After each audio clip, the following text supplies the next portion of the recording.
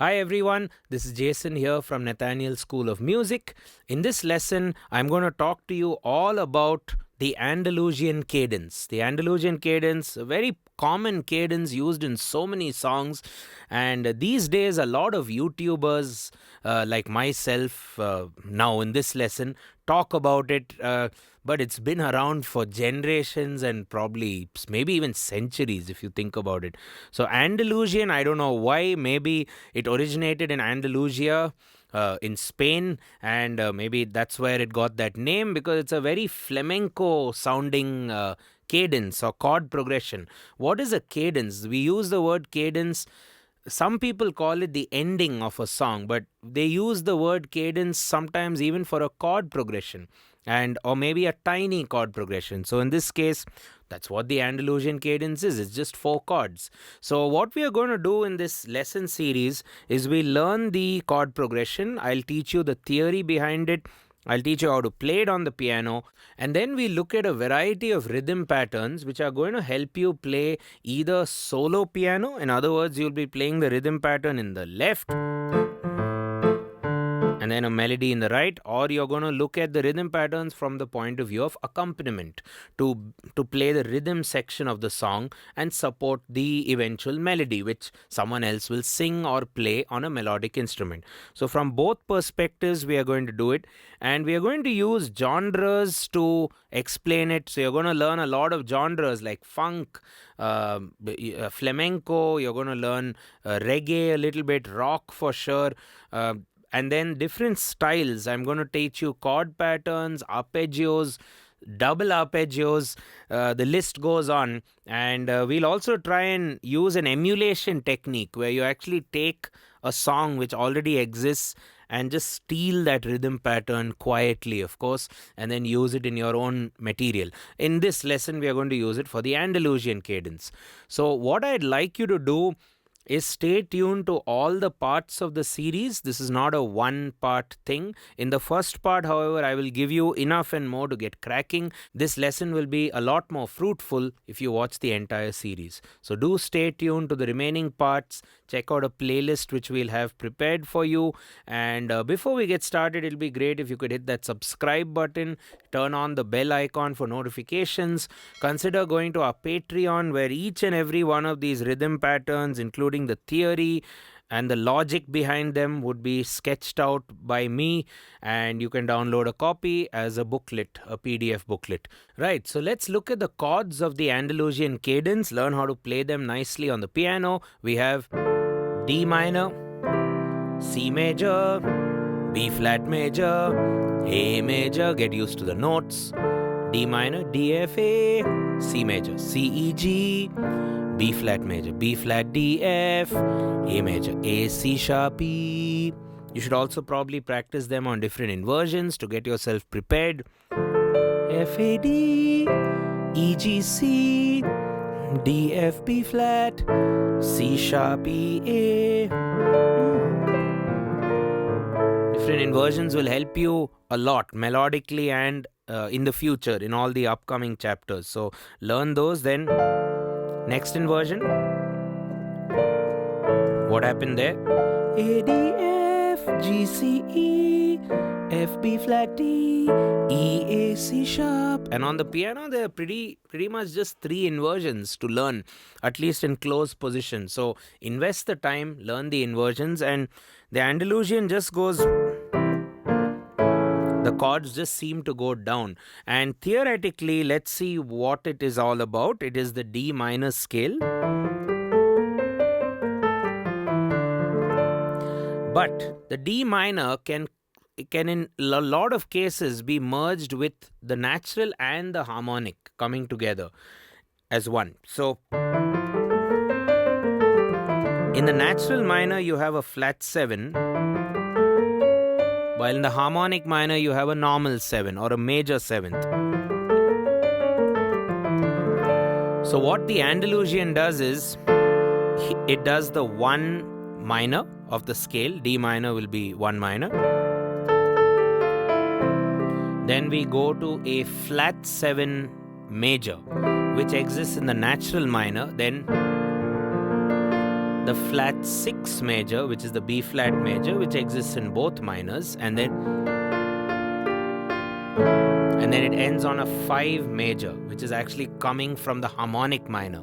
So 1 minor, 7 flat major, 6 flat major, 5 major. You could even do a 5 dominant 7th if you're aware of that chord. So D minor, C major, B flat, A, D, C, B flat, A.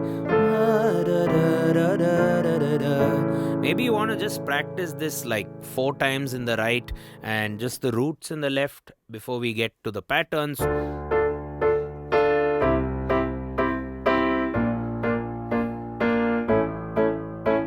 we go. C, B flat, A, ba-da, ba-dum, ba-da-da-da-da, ba-da-da-da-da-do, bum, ba-dum, bum, bum, da-dum, bum, ba-da-da-da-da-do. Now, coming to the patterns which I have for you now, these patterns I think work specifically well for this cadence because I've tried to extrapolate them from songs which actually use the cadence. So a lot of the patterns are going to be very, very popular. So let's learn them. And the first and foremost basic pattern will be this one. Let me play it for you and then show you. So what's happening there? It's almost like I'm marching with my 2 hands. It's left, right, left, right, left, right, left, right, left, right, left, right. That's the basic pattern. What I like to do is create a nice environment where the left hand is always more legato and the right hand is very staccato. And you can even use the phrase pa, pa, pa, like that. So pa, pa, pa, pa, pa, pa, pa.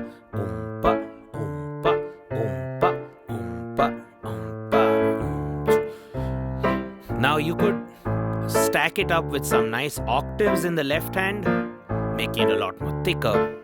Now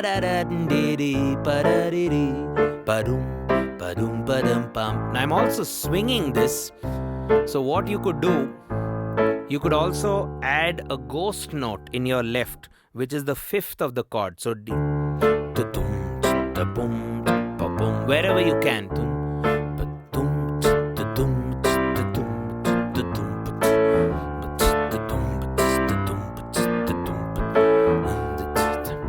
Hit the road, Jack. It works for that song.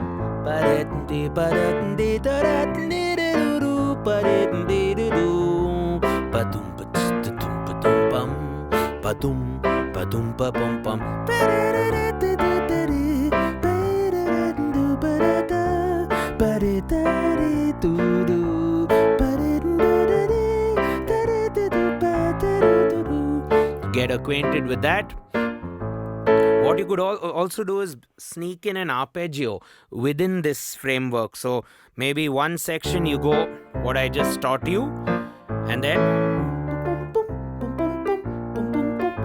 so what happened there? Left, right, right, right.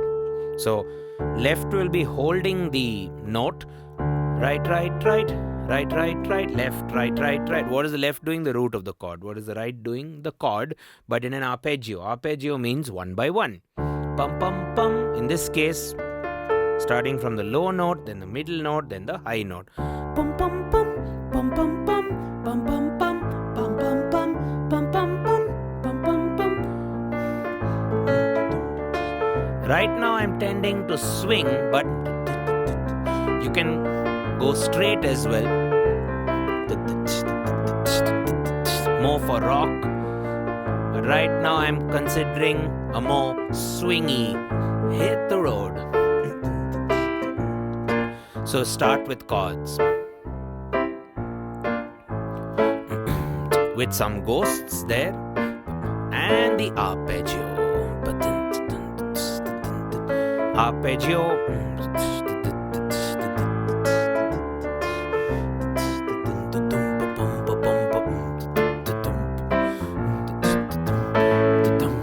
also do like a 1 and 2 and 3 and boom. Something at the offbeat with the ghost.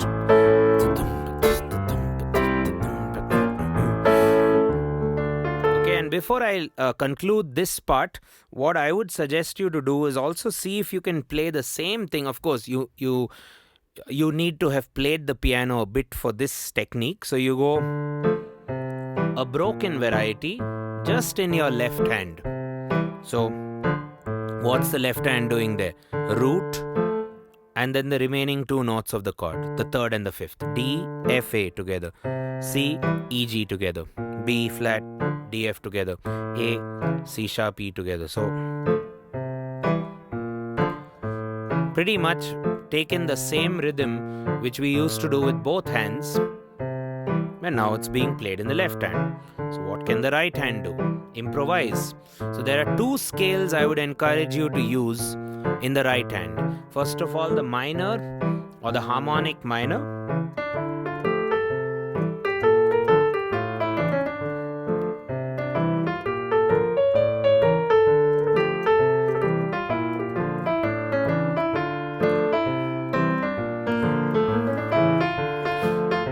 Or the minor in general, because in some cases the C would work, which is the minor 7, but in some cases the C sharp will work better, especially the last chord, the A.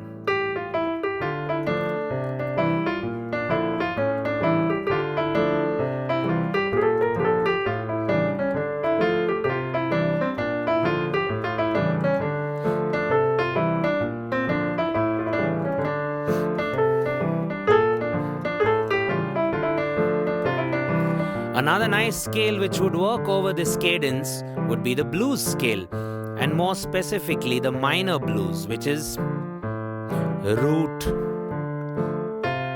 minor third, perfect fourth, the tritone, perfect fifth, minor seventh, octave.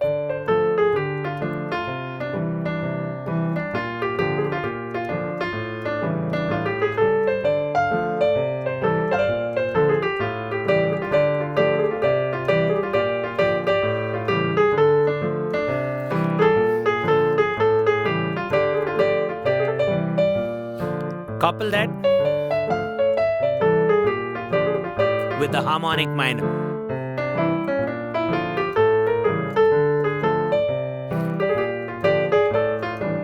So you have two nice scales to improvise in the right hand.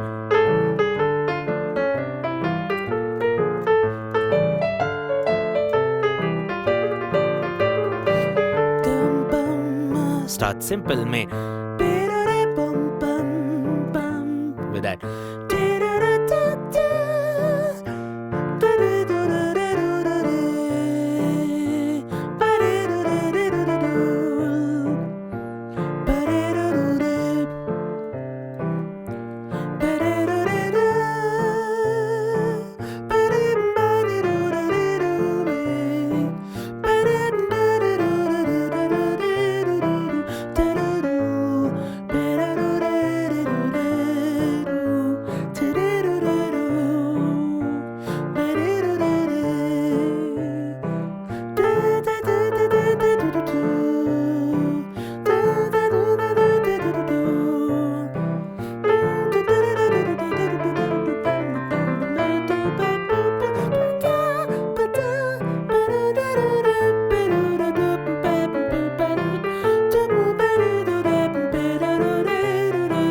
So to conclude this part, what I'm going to do is melodically, I'm just going to sing a few simple rhythms and then you have to play them, okay? And then I'm going to play a few simple melodies and then obviously you have to play them, and I'm going to leave a nice gap. So let's conclude on that note, guys, and do stay tuned for the next parts where we are going to go all over the place with the Andalusian cadence. So the chord progression will remain the same, and I thought that would be fitting because it's a great chord progression, and I thought I'll give you a lot of the patterns which I use regularly which fit this cadence and will fit so many other cadences. As a solo piano player, as a improviser, as a well, accompanist and so on. So do stay tuned for part 2, which will be there. So head over for that as well. And let me just give you a nice call and response challenge to finish off the lesson. Okay? So I'm going to sing something and I want you to play right after me.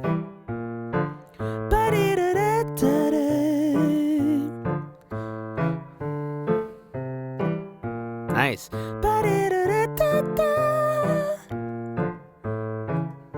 Now you play.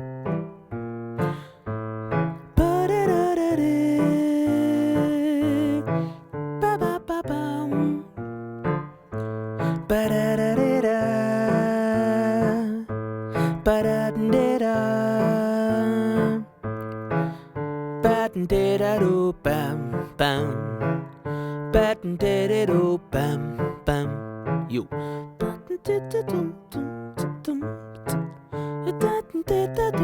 Something on the piano.